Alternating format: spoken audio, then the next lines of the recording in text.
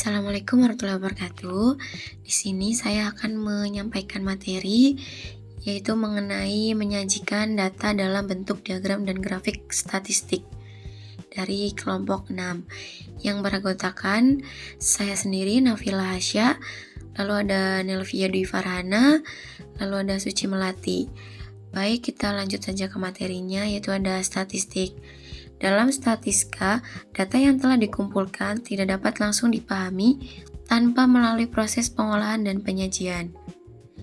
Data yang masih berupa angka-angka akan sulit dibaca dan dianalisa jika tidak disusun dengan baik.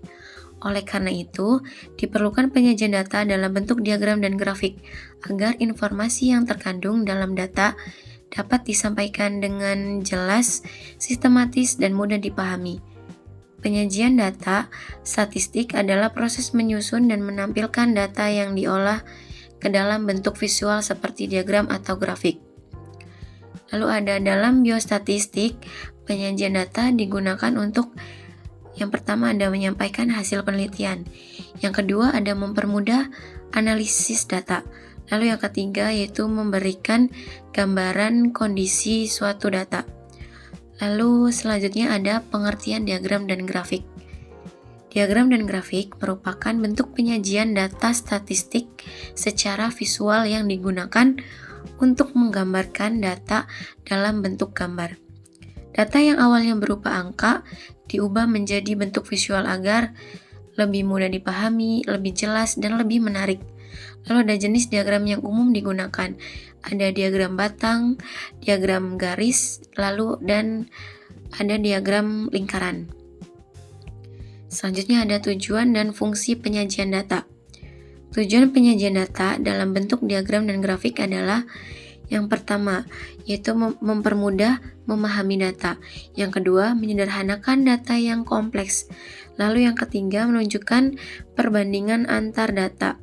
Yang keempat, menampilkan pola atau tren data. Lalu yang kelima, ada membantu dalam penarikan kesimpulan. Lalu ada fungsi penyajian data antara lain, yaitu ada menyajikan informasi secara jelas dan sistematis, ada mempermudah pembaca memahami isi data, membantu dalam analisa data, lalu yang terakhir ada menampilkan hubungan antar data. Lalu ada jenis diagram dan grafik.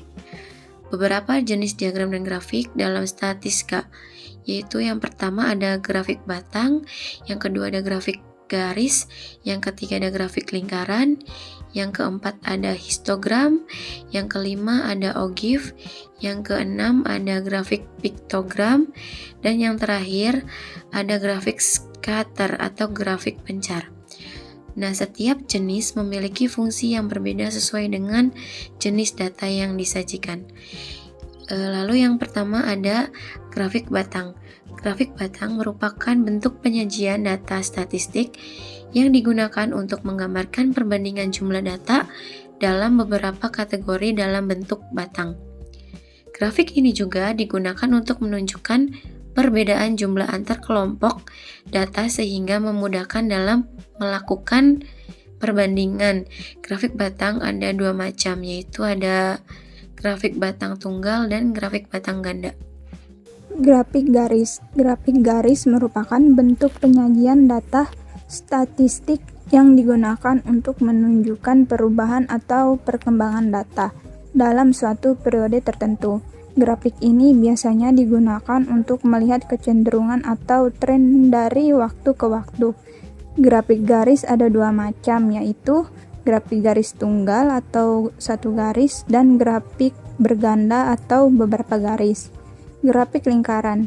Grafik lingkaran merupakan bentuk penyajian data statistik yang digunakan untuk menunjukkan perbandingan data dalam bentuk persentase terhadap keseluruhan. Grafik ini menggambarkan proporsi masing-masing bagian data dalam satu kesatuan. Histogram. Histogram merupakan bentuk penyajian data statistik dalam bentuk grafik batang untuk data berkelompok yang disusun berdasarkan interval kelas. Histogram digunakan untuk menunjukkan distribusi frekuensi dari suatu data. Poligon. Poligon merupakan grafik yang digunakan untuk menggambarkan distribusi frekuensi dengan cara menghubungkan titik-titik tengah dari setiap kelas interval. Grafik ini digunakan untuk memperlihatkan bentuk distribusi data secara lebih jelas. OGIF. Kurva OGIF menyajikan data frekuensi kumulatif dengan tepi bawah kelas sebagai sumbu horizontal dan frekuensi sebagai sumbu vertikal. Kurva OGIF ada dua, yaitu OGIF positif atau frekuensi kumulatif kurang dari, dan OGIF negatif atau frekuensi kumulatif lebih dari. Kurva OGIF menyediakan cara visual untuk memahami bagaimana data terdistribusi secara kumulatif. Grafik sebar. Diagram ini disebut juga diagram pencar atau scatter diagram yang menggunakan titik-titik pada sumbu X dan Y untuk menunjukkan hubungan antara dua variabel atau lebih, serta menampilkan sekumpulan titik yang merepresentasikan nilai variabel tersebut untuk mengukur seberapa baik variabel independen menjelaskan variasi dalam variabel dependen, maka harus dihitung koefisien determinasi R2 sehingga dapat diketahui kekuatan dan kejelasan hubungan yang terlihat dalam diagram sebar. Contoh diperoleh data tentang pemberian dosis obat terhadap penurunan kadar kolesterol pasien sebagai berikut. Untuk melihat hubungan antara kedua variabel, maka dibuat dalam bentuk diagram sebar dengan menentukan nilai koefisien determinasi atau R2 seperti pada gambar berikut ini.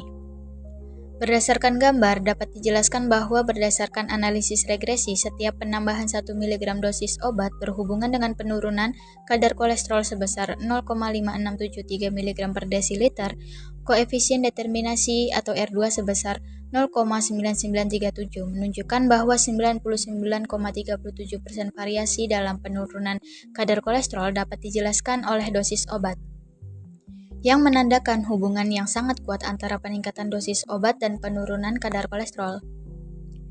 Piktogram. Piktogram menyajikan data dengan menggunakan gambar atau simbol sebagai pengganti kata atau angka.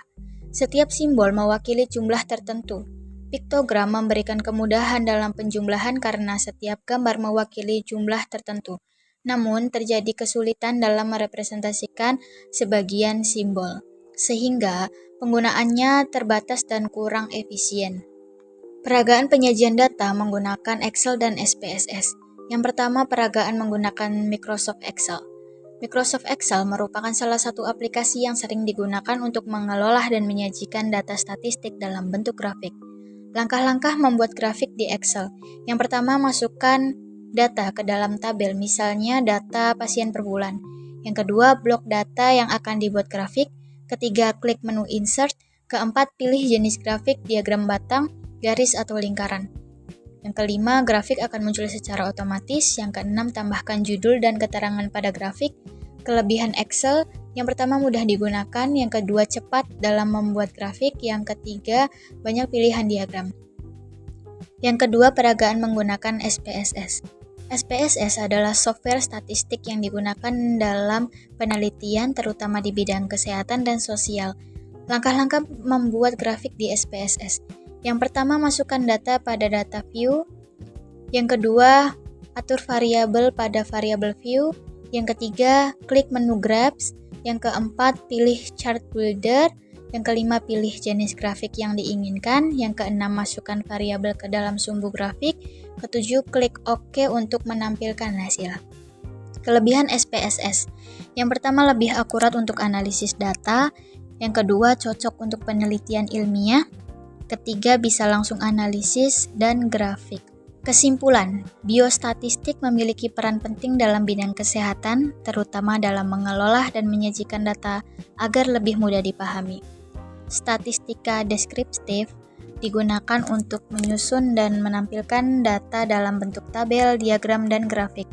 Penyajian data seperti diagram batang, garis, dan lingkaran membantu memperjelas informasi secara visual, sehingga lebih menarik dan mudah dianalisis. Selain itu, penggunaan aplikasi seperti Microsoft Excel dan SPSS dapat mempermudah serta meningkatkan keakuratan dalam penyajian data. Oleh karena itu, diperlukan ketelitian agar informasi yang disajikan tidak menimbulkan kesalahan dalam interpretasi.